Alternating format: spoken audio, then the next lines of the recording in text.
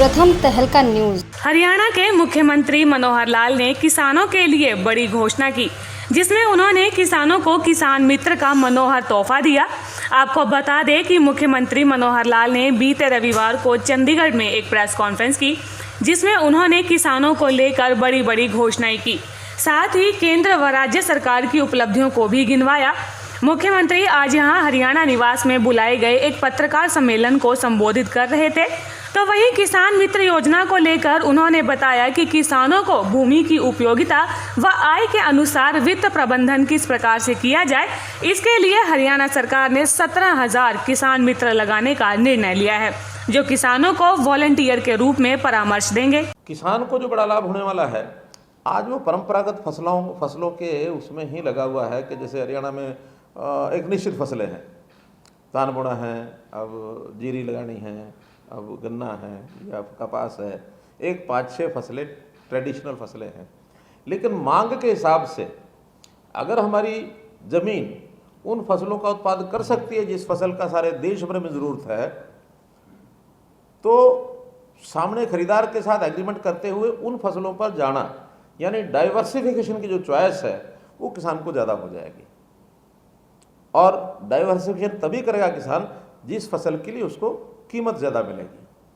किसान की फसल कौन सी ज़्यादा होगी, ये हमारे जो वैज्ञानिक हैं, जो हमारे साइंटिस्ट और इन सारे विषयों से एग्रीकल्चर से जुड़े हुए लोग या हमारा जो कृषि विभाग में जो एक्सपर्ट्स हैं, उनके ज़िम्मे ये रहेगा कि किसान का जो सॉइल हेल्थ कार्ड के हिसाब से उसकी भूमि की जो उपयोगिता है उसके हिसाब से फसलें उसको बताई जाएंगी। तुम्हारे इस ज़मीन में ये फसलें हो सकती हैं, क्योंकि आज किसान को उन चीज़ों की ज़्यादा जानकारी नहीं है।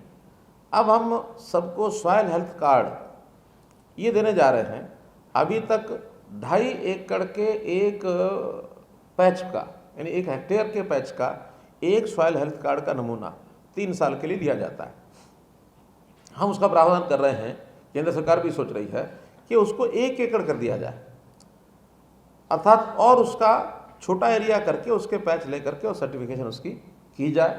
और ये सर्टिफिकेशन, ये जो उसका पैरामीटर्स क्या हैं उसके ज़मीन के, इसको अब हम उसका जो रेवेन्यू रिकॉर्ड है उस रेवेन्यू रिकॉर्ड के अंदर दर्ज करने वाले हैं। जैसा हम हर एक ज़मीन, पूरी ज़मीन का, हर एक एरिया का डिजिटलाइजेशन ऑफ रेवेन्यू रिकॉर्ड ये कर रहे हैं। तो वहीं मुख्यमंत्री ने केंद्र व राज्य सरकार की बीते 6 साल के विकास कार्यों को भी गिनवाया। उन्होंने कहा कि पिछले 6 वर्षों के दौरान केंद्र व राज्य की सरकार ने जितनी भी नई पहल की है वे सब किसान हित में हैं। उनकी माने तो किसान नीतियों से किसान न केवल अपनी उपज की बिक्री मर्जी के अनुसार कर सकता है, बल्कि दूसरे राज्यों की मंडियों में भी फसल का सौदा कर सकता है। अब उसे फसल ऋण के लिए बैंक के पास जमीन रेहन पर रखने की आवश्यकता नहीं होगी। एक जो एसेंशियल कमोडिटीज एक्ट की धाराएं भी कुछ कम की जा रही हैं। पहले उसमें हर एक फसल के ऊपर ये था कि कोई व्यापारी इससे ज़्यादा स्टोर नहीं कर सकता। अब उसको भी छूट दी जा रही है, क्योंकि ओपन मार्केट में कोई भी खरीदता है, उसको लगता है कि फ्यूचर में इसका रेट महंगा होगा, तो उस महंगे रेट का अगर होर्डिंग वाले को फायदा होगा तो किसान भी अगर स्टोर करता है, किसान को भी ये स्थिति बन सकती है कि वो अपना माल ज़रूरी नहीं है कि पैदा होते ही खेत में अगर आज है तो कल उसने मंडी में लेके आना है।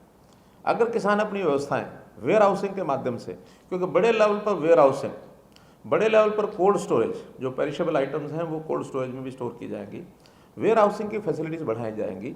और इसके लिए इंफ्रास्ट्रक्चर के लिए अभी जो आत्मनिर्भर भारत में 20 लाख करोड़ रुपए का जो पैकेज दिया गया है, उसमें 1 लाख करोड़ रुपया इन चीज़ों के लिए, एग्रीकल्चरल प्रोडक्ट्स के लिए, इंफ्रास्ट्रक्चर के लिए रिजर्व रखा गया है। उस 1 लाख करोड़ रुपए में मानो यही आधुनिक प्रकार की कुछ मंडियां बनाई जा सकती हैं, वेयर हाउसिंग बनाए जा सकते हैं, ड्रायर यूनिट लगाए जा सकते हैं।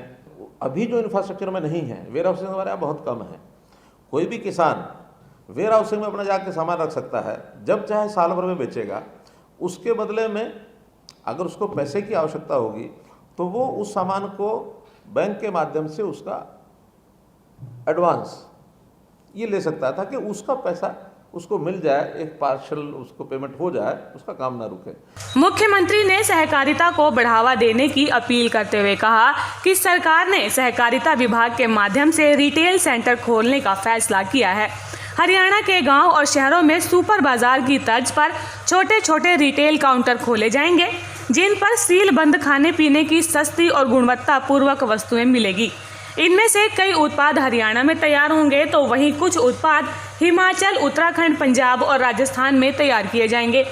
हरियाणा सरकार ने इन रिटेल काउंटर को हरित ब्रांड के नाम से खोलने का निर्णय लिया है, जिन पर कम से कम 1.5 दर्जन खाने पीने की वस्तुएं रखने की योजना है। उसमें उनको डरने की आवश्यकता इसलिए नहीं है कि उनका जो पीडीएस का सिस्टम है, जो राशन वितरण है, वो जो सरकार की ओर से चल रहा है वो निश्चित चल रहा है।